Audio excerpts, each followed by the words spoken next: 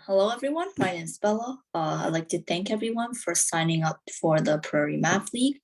So today I will be covering round 113 of the grade 8 and under.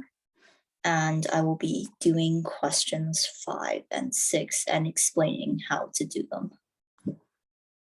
So let's get started.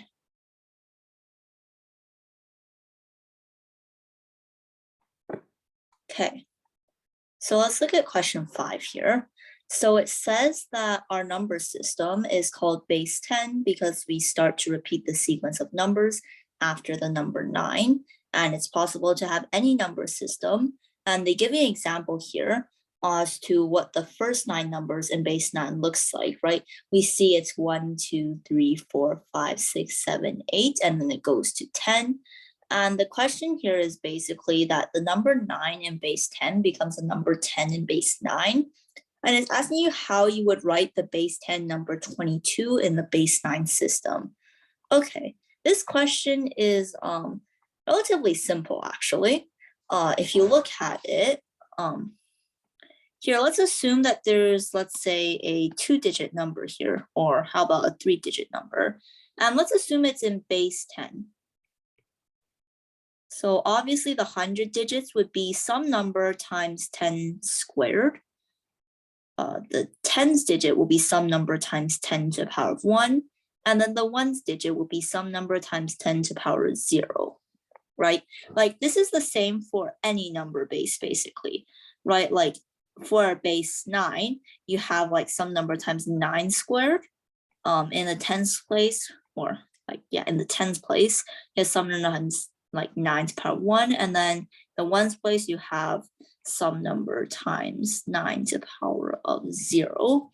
And keep in mind that in base 9, a 1-digit number cannot exceed 8, right? So it's 8 and below, kind of how like in base 10, it's 9 and below, that's 1 digit. But then when you get to 10, it's 2 digits, right? So then if we look at the number 22, okay, so let's look at 9 squared first. So we know that 9 squared is equal to 81. And 81 is obviously greater than 22. So we know that it's definitely not a 3-digit number in base 9. So let's look at 9 to the power of 1, which is equal to 9. And that is smaller than 22. So let's see how many 9s we can fit into 22. So we can actually fit 2 full 9s into 22, right? Like 2 times 9 is equal to 18, which is still less than 22. But 3 times 9 is 27, which is obviously too large, right? So then we have 18, and then we subtract 18 from 22, which gives us 4. So 4, which is equivalent to 4 times 9 to the power 0, because any number to the power 0 is 1, and 4 is equivalent to 4 times 1. So then for our number here, we see that it's 2 times 9 squared plus 4 times 9 to the power 0, which leads us to 24. And the answer is equal to E, which is 24. Okay, let's look at question 6. So it says that Angle, Bob, Cecilia, and Darwin are seated at random around the square table, one person to a side, and it's asking the probability that Angle and Cecilia are seated opposite to each other. Okay, we can draw a, let's just draw a representation of the square table, and I will shorten their names to A, B, C, and D because that's just easier to write out. So how many ways can we seat these people around the table with no restrictions? Well, we see that in this spot, you can have 4 people. In this spot, you can have 3 people. This spot, you can have 2 people. And then this spot, you can have 1 person, right? Because 1 person already seated, so 4 minus 1 is 3, and then 3 minus 1 is 2, and then 2 minus 1 is 1. So that leads to 4 times 3 times 2 times 1. But then keep in mind that there's rotational symmetry, right? Like here, if we assume that like they sit like A, B, C, and D, that is essentially equivalent to sitting like A, B, C, and D, because you just have to rotate this table. And since the square has 4 sides, there's 4 possible rotations. So you divide it by 4, which gives us 6. Okay, so there's 6 ways in total.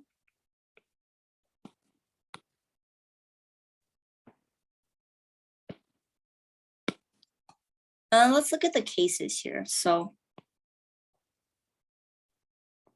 let's just put A and C in a fixed spot here, right? Like let's assume A and C are here. Well then, well, there's 2 different options here, right? You can have B and D, and then there's only one option here, which is like the one that wasn't chosen. So that's 2 and 1. So we get 2 times 1 is equivalent to 2, but then C and A can also swap places. And then there's another like 2 and 1, which is 2 times 1 is equal to 2. But so it's 2 plus 2. But the thing is, we also have to account for rotational symmetry. So this is only assuming like no rotational symmetry. But if we do account for rotational symmetry here,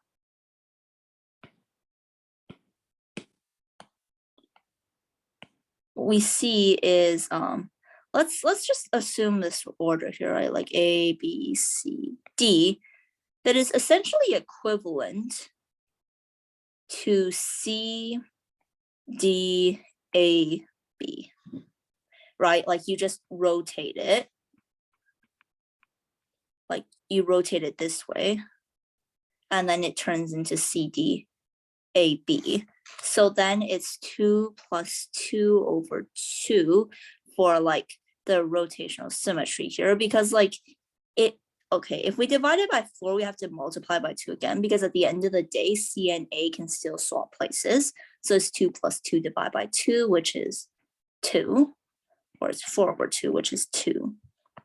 So there's 2 ways to place them with these restrictions. So the answer is 2 over 6, which is equal to 1 over 3, which is B. Okay. So thank you everyone for watching this video. If you have other questions that you want covered, you can leave them in the comments, or if you have a different solution, you can also leave them in the comments as well. And see you next time. Bye.